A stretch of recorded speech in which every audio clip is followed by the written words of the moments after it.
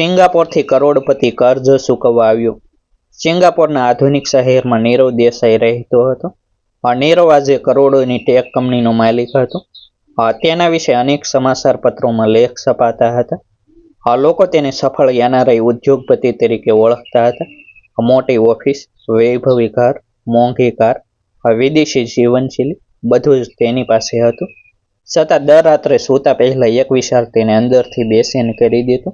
વર્ષો પહેલા તેના પિતાએ કોઈ માણસ પાસેથી લીધેલા પૈસાનું ઋણ હજુ સુધી ચૂકવાયું નહોતું. નીરવને બાળપણની ઘણી વાતો યાદ નહોતી, પરંતુ એટલું જરૂર યાદ હતું કે તેના પિતા વારંવાર કહેતા, બેટા, માણસ પૈસાથી મોટો નથી બનતો, આપેલું વચન પૂરું કરે ત્યારે મોટો બની છે. ત્યારે નીરવ નાનો હતો. તે આ વાતનો અર્થ સમજી શકતો નહોતો. આજે સફળતાના શિખરે પહોંચ્યા પછી તેને એ શબ્દોનું સાચું મૂલ્ય સમજાતું હતું. વર્ષો પહેલા ગુજરાતના મહેસાણા જિલ્લાના એક નાનકડા ગામમાં નીરવ પોતાના માતા પિતા સાથે રહેતો હતો. તેના પિતા મનોહરભાઈ દેસાઈ ખૂબ મહેનતુ હતા. તેઓ ગામમાં નાનો અનાજનો વેપાર કરતા. ધંધો ઈમાનદારીથી કરતા, પરંતુ નફો બહુ ઓછો થતો. ઘરની સ્થિતિ સામાન્ય હતી. નીરવ ભણવામાં ખૂબ હોશિયાર હતો. કોલેજ પૂરી થયા પછી તેને સિંગાપોરની એક કંપનીમાં નોકરીની તક મળી. આખું ગામ ખુશ થયું, પરંતુ ખુશી સાથે ચિંતા પણ આવી. વિદેશ જવા માટે મોટી રકમની જરૂર હતી. પાસપોર્ટ, વિઝા, ટિકિટ અને શરૂઆતના ખર્ચ માટે લાખો રૂપિયા જોઈએ. મનોહરભાઈ પાસે એટલા પૈસા નહોતા. તેમણે સગા સંબંધીઓ પાસે મદદ માંગી. કોઈએ હાથ આગળ વધાર્યો નહીં. કોઈએ બહાનું આપ્યું. કોઈએ કહ્યું કે હાલ પરિસ્થિતિ સારી નથી. કોઈએ સીધો ઇનકાર કરી દીધો. રોજ સાંજે મનોહરભાઈ નિરાશ થઈ ઘરે પાછા આવતા. તેમની આંખોમાં ચિંતા સ્પષ્ટ દેખાતી હતી. એ ગામમાં ગોપાલભાઈ જોશી નામના ખેડૂત રહેતા હતા. તેમની પાસે પણ કોઈ મોટી મિલકત નહોતી. 2 એકર જમીન, નાનું મકાન, પત્ની શારદાબેન, 2 દીકરીઓ, મોટી દીકરી આરતી અને નાની દીકરી કૃપા. આવક મર્યાદિત હતી, છતાં ગોપાલભાઈ હંમેશા ખુશ રહેતા. ગામમાં કોઈ મુશ્કેલીમાં હોય તો સૌથી પહેલા મદદ માટે તેઓ જ ઊભા રહેતા. મનોહરભાઈ સાથે તેમનો વર્ષો જૂનો વિશ્વાસનો સંબંધ હતો. એક સાંજે મનોહરભાઈ ચિંતામાં ગામના મંદિર પાસે બેઠા હતા. ગોપાલભાઈએ કારણ પૂછ્યું. મનોહરભાઈએ બધું કહી દીધું. વાત કરતા કરતા તેમની આંખોમાં પાણી આવી ગયું. તેમણે કહ્યું, મારો દીકરો આગળ વધવાની તક ગુમાવી દેશે. બસ પૈસાની તકલીફ છે. ગોપાલભાઈ આખી રાત વિચારોમાં ડૂબેલા રહ્યા. બીજા દિવસે તેમણે પત્ની સાથે વાત કરી. શારદાબેને કહ્યું, આપણા ઘરે પણ બહુ પૈસા નથી, પરંતુ જો કોઈના દીકરાનું ભવિષ્ય બનતું હોય તો આપણે જેટલી મદદ કરી શકીએ એટલી કરવી જોઈએ. બંને વર્ષોથી બસાવેલા પૈસા ભેગા કર્યા. થોડા દાગીના વેચ્યા. થોડો પાક વેચીને મળેલી બચત ઉમેરી. ઘણી મહેનતથી એકઠી કરેલી રકમ મનોહરભાઈના હાથમાં મૂકી. મનોહરભાઈ ચોંકી ગયા. તેમણે પૈસા લેવાનો ઇનકાર કર્યો, પરંતુ ગોપાલભાઈ હસીને બોલ્યા, આ ઉધાર છે. જ્યારે દીકરો મોટો માણસ બને અને સગવડ થાય ત્યારે પરત આપી દેજો. હાલ દીકરાને રોકશો નહીં. મનોહરભાઈની આંખોમાંથી આંસુ વહેવા લાગ્યા. તેમણે ગોપાલભાઈના હાથ પકડી લીધા. વારંવાર આભાર માન્યો. ગોપાલભાઈ માત્ર એટલું જ કહ્યું, આજે હું મદદ કરું છું, કાલે કદાચ મને કોઈની જરૂર પડે. માણસ માણસને કામ આવે એ જ સૌથી મોટી સંપત્તિ છે. એ દિવસ નીરવના જીવનનો સૌથી મહત્વનો દિવસ હતો. થોડા જ અઠવાડિયામાં તેના બધા દસ્તાવેજ તૈયાર થઈ ગયા. આખું ગામ તેને વિદાય આપવા બસ સ્ટેન્ડ સુધી આવ્યું. ગોપાલભાઈએ તેના માથે હાથ ફેરવીને કહ્યું, દીકરા, પૈસા કમાવા જા, પણ માણસે ક્યારેય ન ગુમાવતું. નીરવે તેમની સામે હાથ જોડ્યો અને વચન આપ્યું કે એક દિવસ જરૂર પાછો આવશે. સિંગાપોર પહોંચ્યા પછી નીરવ માટે જીવન સરળ નહોતું. શરૂઆતમાં ભાષાની મુશ્કેલી હતી. નોકરીમાં લાંબા કલાકો કામ કરવું પડતું. નાનું ભાડાનું રૂમ, ઓછી ઊંઘ, સતત મહેનત. ઘણા દિવસો એવા આવ્યા જ્યારે તે થાકી જતો, પરંતુ તેને પોતાના પિતાની મહેનત અને ગોપાલભાઈનો ઉપકાર યાદ આવતો. તે હાર માનતો નહોતો. ધીમે ધીમે કંપનીમાં તેની ઓળખ વધવા લાગી. થોડા વર્ષોમાં પ્રમોશન મળ્યું. પછી બીજી કંપનીમાં વધુ સારી નોકરી મળી. પછી પોતાના મિત્ર સાથે નાનો વ્યવસાય શરૂ કર્યો. જોખમ લીધું. શરૂઆતમાં નુકસાન થયું. છતાં તેણે હિંમત ન હારી. સમય બદલાયો, કંપનીને મોટા પ્રોજેક્ટ મળવા લાગ્યા. ધીમે ધીમે તેની કંપની કરોડોની બની ગઈ. આ દરમિયાન ભારતમાં દુઃખદ ઘટના બની. નીરવના પિતા મનોહરભાઈને એક ગંભીર અકસ્માત થયો. હોસ્પિટલમાં સારવાર દરમિયાન તેમનું અવસાન થયું. તે સમયે નીરવ સિંગાપોરમાં નવી નોકરીમાં હતો. તેને સમાચાર મોડા મળ્યા. તે ભારત પહોંચ્યો ત્યાં સુધી અંતિમ વિધિ પૂર્ણ થઈ ગઈ હતી. પિતાના વિયોગે તે અંદરથી તૂટી ગયું. માતા પણ થોડા વર્ષોમાં લાંબી બીમારી પછી દુનિયા છોડીને ચાલ્યા ગયા. ઘર બંધ થઈ ગયું. ગામ સાથેનો સંબંધ ધીમે ધીમે ઓછો થવા લાગ્યો. જીવનની દોડમાં ઘણા લોકો અને ઘણી યાદો પાછળ રહી ગઈ. બીજી તરફ ગોપાલભાઈના પરિવારમાં પણ મુશ્કેલીઓનો પહાડ તૂટી પડ્યો. એક સવારે ખેતરમાં કામ કરતી વખતે તેમને જોરદાર હાર્ટ એટેક આવ્યો. ગામના લોકો તેમને હોસ્પિટલ લઈ ગયા, પરંતુ ડોક્ટર તેમને બચાવી શક્યા નહીં. આખું પરિવાર શોકમાં ડૂબી ગયું. શારદાબેન પર આકાશ તૂટી પડ્યું. મોટી દીકરી આરતી તે સમયે કોલેજમાં ભણતી હતી. નાની કૃપા સ્કૂલમાં હતી. ઘરની આવક બંધ થઈ ગઈ. થોડા મહિનામાં દેવું વધી ગયું. આરતીને પોતાનો અભ્યાસ અધૂરો છોડવો પડ્યો. તેણે ગામની સીવણની દુકાનમાં કામ શરૂ કર્યું. પછી ઘેર પણ લોકોના કપડાં સીવવા લાગી. સવારથી સાંજ સુધી મહેનત કરતી. સાંજે ઘેર આવી માતાની સેવા કરતી. પછી નાની બહેનને ભણાવતી. પોતાની ઈચ્છાઓ તેણે ધીમે ધીમે ભૂલી દીધી. આરતી ખૂબ સુંદર હતી, પરંતુ તેની સુંદરતા કરતાં પણ મોટું તેનું સ્વાભિમાન હતું. ગામમાંથી ઘણા લગ્નના સંબંધ આવ્યા. કેટલાક લોકોને તેની સુંદરતા ગમી, કેટલાકને તેનો સ્વભાવ. પરંતુ દરેક વખતે આરતી એક જ જવાબ આપ્યો, મારી માં અને મારી બહેન મારી જવાબદારી છે. હું તેમને એકલા મૂકીને ક્યાંય નહીં જાઉં. લોકો તેની વાત સાંભળીને આશ્ચર્ય પામતા. કોઈ તેને સમજાવતું, કોઈ કહેતું કે આવો મોકો ફરી નહીં મળે. છતાં આરતીનો નિર્ણય બદલાયો નહીં. તેને પોતાના પરિવાર કરતાં મોટું કંઈ લાગતું નહોતું. સમય ઝડપથી પસાર થતો ગયો. વર્ષો વીતી ગયા. નીરવ સિંગાપોરમાં વધુ સફળ બનતો ગયો. પરંતુ જીવનની ભાગદોડમાં ગોપાલભાઈનું ઋણ ક્યાંક યાદોમાં દબાઈ ગયું. એક દિવસ તેણે પોતાના નવા ઘરમાં જૂના સામાનના બોક્સ ખોલવાનું નક્કી કર્યું.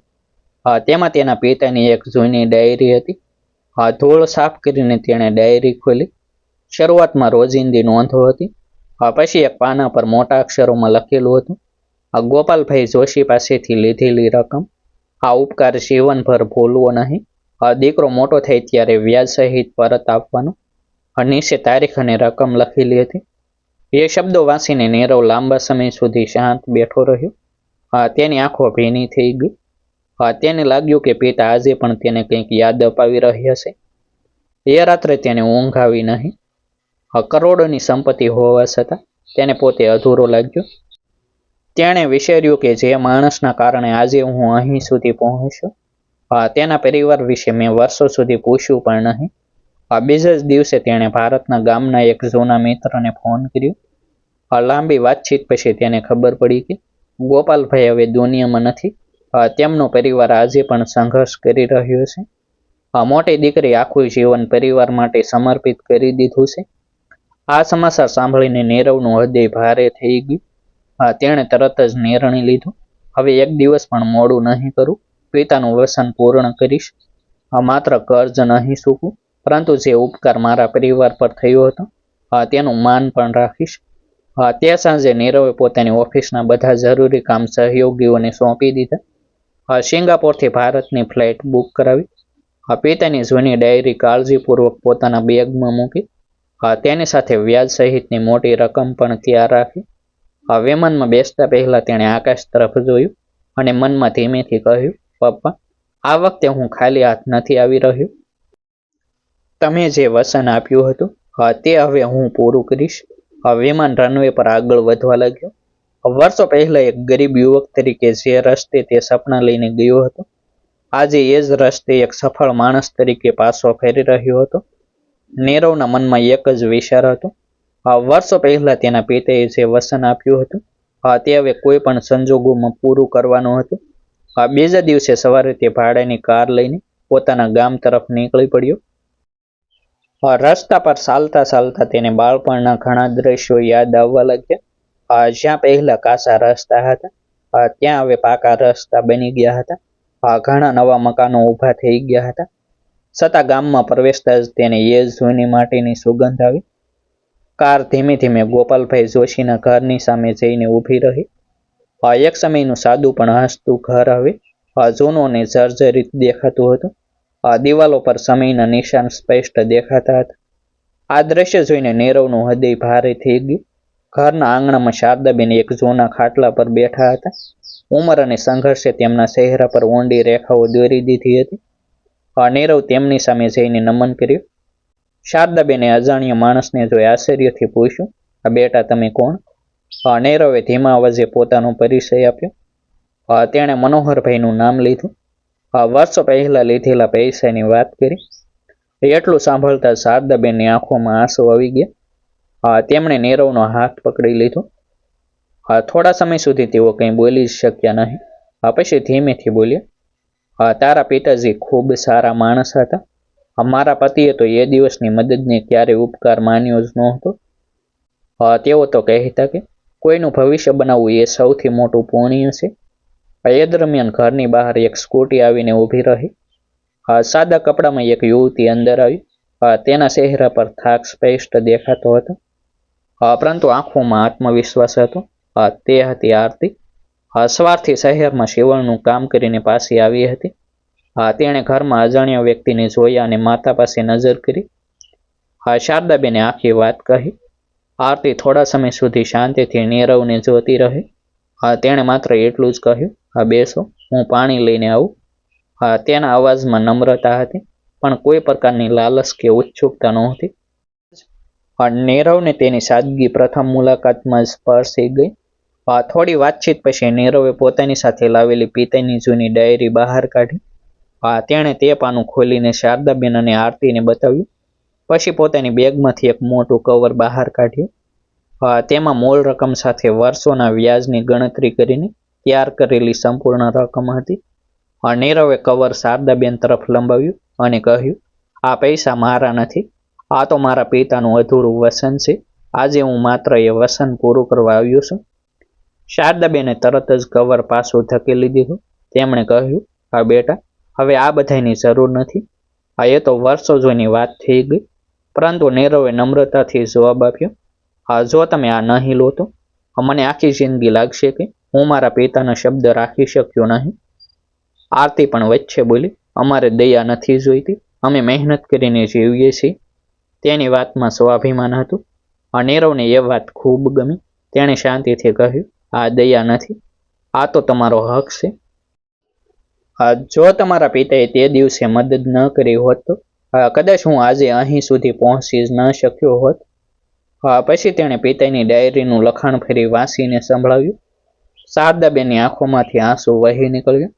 અંતે તેમણે કમતા હાથથી કવર સ્વીકારી લીધું. ઘરમાં ઘણા વર્ષો પછી રાહતનો શ્વાસ અનુભવાયો. ગામમાં આ સમાચાર ઝડપથી ફેલાઈ ગયા. લોકો કહેવા લાગ્યા કે વર્ષો પહેલા વિદેશ ગયેલો યુવક કરોડપતિ બનીને માત્ર કર્જ ચૂકવવા પાછો આવ્યો છે. ઘણા લોકો નીરવને મળવા આવ્યા. કેટલાકે તેની પ્રશંસા કરી. કેટલાકે કહ્યું કે આજના સમયમાં આવું ભાગ્ય જોવા મળે. પરંતુ નીરવને કોઈ પ્રસિદ્ધિમાં રસ નહોતો. તે માત્ર ગોપાલભાઈના પરિવાર સાથે સમય પસાર કરવા માંગતો હતો. પછીના થોડા દિવસોમાં નીરવ વારંવાર તેમના ઘરે જવા લાગ્યો. આ દરમિયાન તેણે આરતીને નજીકથી ઓળખી. સવારે કામ પર જવું, સાંજે ઘરે આવી માતાની સેવા કરવી. પછી નાની બહેન કૃપાના અભ્યાસની ચિંતા કરવી. ઘરના દરેક ખર્ચની જવાબદારી ઉઠાવી. પોતાની માટે ક્યારેય કંઈ ન માંગવું. આ બધું જોઈને નીરવના મનમાં તેના માટે માન દિવસે દિવસે વધતું ગયું. તેને સમજાયું કે સાચી સુંદરતા ચહેરામાં નહીં પણ સ્વભાવમાં હોય છે. એક દિવસ નીરવે જોયું કે આરતી પોતાના માટે નવા કપડાં ખરીદવાને બદલે નાની બહેન માટે કોલેજની ફી ભરી રહી હતી. બીજી વખત તેણે જોયું કે માતાની દવા લેવા માટે તેણે પોતાના હાથનું કંગન વેચી દીધું. આ દ્રશ્યો નીરવને અંદરથી હસમસાવી ગયા. કરોડોની સંપત્તિ હોવા છતાં તેને લાગ્યું કે સાચી સંપત્તિ તો આ યુવતીના સંસ્કારમાં છે. થોડા દિવસ પછી સાંજના સમયે બંને ગામના તળાવ પાસે બેઠા હતા. લાંબા સમય સુધી કોઈ કંઈ બોલ્યું નહીં. પછી નીરવે ધીમેથી કહ્યું, આરતી, હું કદાચ આજે જે કહેવાનો છું તે અચાનક લાગશે, પરંતુ હું દિલથી કહી રહ્યો છું. હું તારી સાથે લગ્ન કરવા માંગુ છું. આરતી એક ક્ષણ માટે ચોંકી ગઈ. તેણે તરત જ જવાબ આપ્યો, આ શક્ય નથી. નીરવે કારણ પૂછ્યું. આરતીની આંખો ભીની થઈ ગઈ. તેણે કહ્યું, અમારી દુનિયા મારી મા અને મારી બહેન છે. હું તેમને છોડીને વિદેશ જઈ શકું નહીં. મેં વર્ષો પહેલા મારી જાત સાથે વસન કર્યું છે. નીરવે શાંતિથી તેની વાત સાંભળી. પછી ખૂબ ધીમેથી બોલ્યો, હું તને કોઈથી અલગ કરવા નથી આવ્યો. હું તો તમારો પરિવાર વધારવા આવ્યો છું. તારી માં મારી પણ માં રહેશે. કૃપા મારી બહેન જેવી રહેશે. તેમની જવાબદારી પણ મારી રહેશે. આરતી કંઈ બોલી નહીં. તેણે માત્ર નીરવ તરફ જોયું. તેના શબ્દોમાં દેખાડો નહોતો, છછાઈ હતી. છતાં વર્ષોના સંઘર્ષે આરતીને કોઈ પર સહેલાઈથી વિશ્વાસ કરવો શીખવ્યો નહોતો. ઘરે પાછા આવ્યા પછી શારદાબેને પણ આ વાત સાંભળી. તેઓ મૂંઝવણમાં પડી ગયા. એક તરફ દીકરીનું ભવિષ્ય હતું, બીજી તરફ વર્ષોથી સાથે જીવેલો પરિવાર હતો. તેમણે કોઈ ઉતાવળનો નિર્ણય ન લેવાનું નક્કી કર્યું. આરતીએ પણ નીરવને સ્પષ્ટ શબ્દોમાં કહ્યું, અમારે સમય જોઈએ. સંબંધ માત્ર લાગણીથી નહીં, વિશ્વાસથી ચાલે છે. નીરવે હસીને જવાબ આપ્યો, હું રાહ જોઈ શકું છું. કારણ કે હું નિર્ણય નહીં, વિશ્વાસ જીતવા આવ્યો છું. નીરવે કોઈ ઉતાવળ કરી નહીં. તેણે પોતાના શબ્દો સાબિત કરવાનું પસંદ કર્યું.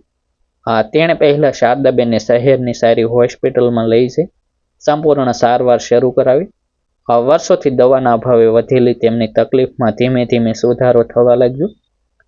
પછી તેણે કૃપાના અભ્યાસ વિશે માહિતી મેળવી.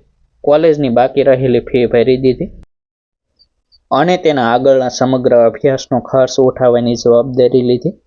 એટલું જ નહીં, ગોપાલભાઈનું જૂનું જર્જરિત ઘર તોડીને ત્યાં નવું અને સુરક્ષિત મકાન બનાવવાનું કામ પણ શરૂ કરાવ્યું. ગામના લોકો આ બધું જોઈને આશ્ચર્યમાં પડી ગયા. નીરવે ક્યાંય પોતાના પૈસાનો દેખાડો કર્યો નહીં. તે માત્ર એટલું જ કહેતો, આ મારા માટે ઉપકારનું ઋણ ચૂકવવાનો નાનો પ્રયાસ છે. આ બધું જોઈને આરતીના મનમાં રહેલો અવિશ્વાસ ધીમે ધીમે ઓગળવા લાગ્યો. તેને સમજાયું કે નીરવ માત્ર વસન આપતો માણસ નથી, તે વસન નિભાવતો માણસ છે. એક સાંજે શારદાબેને દીકરીનો હાથ પકડીને કહ્યું, બેટા, તારા પિતાએ વર્ષો પહેલા જે સારું કામ કર્યું હતું તેનું ફળ આજે આપણને મળ્યું છે. ભગવાને નીરવને આપણા જીવનમાં કોઈ કારણસર મોકલ્યો છે. માતાની વાત સાંભળીને આરતીની આંખોમાં આંસુ આવી ગયા. તેણે નીરવ તરફ જોઈને શાંત અવાજમાં કહ્યું, જો તમે મારી માં અને મારી બહેનને ક્યારેય એકલા નહીં છોડો તો મને આ સંબંધ સ્વીકારવામાં કોઈ વાંધો નથી. નીરવે સ્મિત સાથે કહ્યું, આજથી તેઓ મારા પણ પરિવાર છે. થોડા અઠવાડિયા પછી ગામના મંદિર ખાતે સાદાઈથી બંનેના લગ્ન થયા. આખું ગામ આ લગ્નમાં હાજર રહ્યું. લોકો કહેતા હતા કે પૈસાથી મોટું જો કંઈ હોય તો તે માણસાઈ છે. લગ્ન પછી આરતી નીરવ સાથે સિંગાપોર ગઈ, પરંતુ તેણે પોતાનું ગામ અને પરિવાર ક્યારેય ભૂલ્યા નહીં. શારદાબેન માટે દર મહિને મદદ પહોંચતી રહી. કૃપાએ પોતાનો અભ્યાસ પૂર્ણ કરીને સારી નોકરી મેળવી. જ્યારે પણ નીરવ અને આરતીને સમય મળતો તેઓ ગામ આવી માતા સાથે દિવસો વિતાવતા.